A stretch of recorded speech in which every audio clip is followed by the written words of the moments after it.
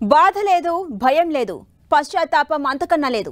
వాడు మనిషి కాదు, మనిషి రూపంలో ఉన్న మృగం.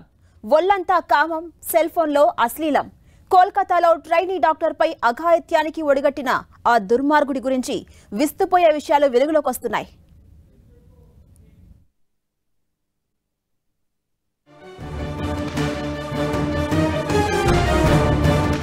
అతనొక మృగం, పశ్చాత్తాపం లేదు. వికృత చేష్టలు, పోర్నోగ్రఫీకి బానిస. సంజయ్ రాయ్ వీడు మనిషి కాదు, జంతువు.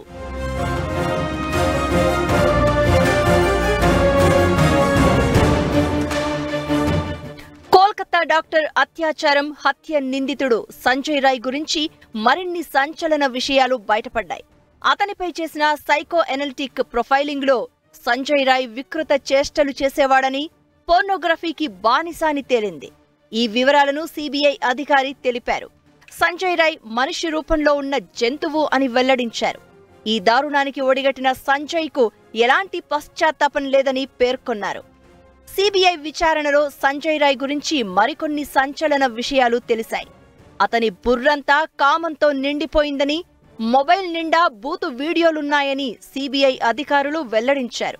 అశ్లీల వీడియోలు చూడడానికి బాగా అలవాటు పడిపోయాడని, అదో వ్యసనంగా మారిందని పేర్కొన్నారు. మనిషిలా కాకుండా మృగంలా ప్రవర్తిస్తున్నాడని వెల్లడించారు.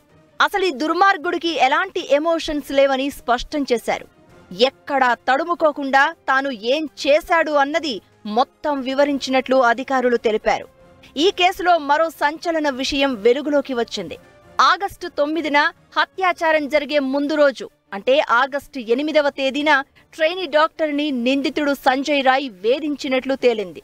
చెస్ట్ మెడిసిన్ వార్డులో ఆమె పనిచేస్తూ ఉండగా వేధించినట్లు వెల్లడైంది. పోలీసుల విచారణలో ఈ విషయాన్ని నిందితుడు అంగీకరించినట్లు తెలుస్తోంది. నిందితుడు చెప్పిన వివరాల ప్రకారం ఆగస్టు 8న చెస్ట్ వార్డ్ వద్ద ఉన్న సీసీ కెమెరా ఫుటేజీని పోలీసులు పరిశీలించారు. బాధితురాలితో పాటు మరో 4 జూనియర్ డాక్టర్లను నిందితుడు గుచ్చిగుచ్చి చూసినట్లు అందులో రికార్డయింది. వాళ్లు ఇబ్బంది పడేలా పదే పదే చూసినట్టు అధికారులు గుర్తించారు.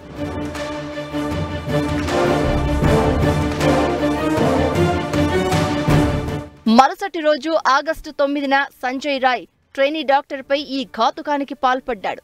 ఆగస్టు 9న అర్ధరాత్రి 1 గంటకు డిన్నర్ కోసం బాధితురాలు సెమినార్ హాలుకి వెళ్లింది. 2 గంటల 30 నిమిషాలకు ఓ డాక్టర్తో మాట్లాడింది. ఆ తర్వాత అక్కడే విశ్రాంతి తీసుకుంది. ఆమె ఒంటరిగా ఉన్న సమయం చూసి నిందితుడు అత్యాచారం చేసి హత్య చేశాడు. తెల్లవారుజామున 4 గంటలకు సంజయ్ రాయ్ హాస్పిటల్లోకి వచ్చినట్టు సీసీటీవీ ఫుటేజ్ ద్వారా పోలీసులు గుర్తించారు. ఆగస్టు 9వ తేదీన ఈ ఘటన జరగగా సీసీటీవీ ఫుటేజ్, బ్లూటూత్ డివైస్ ఆధారంగా పోలీసులు సంజయ్ రాయ్ని అరెస్ట్ చేశారు.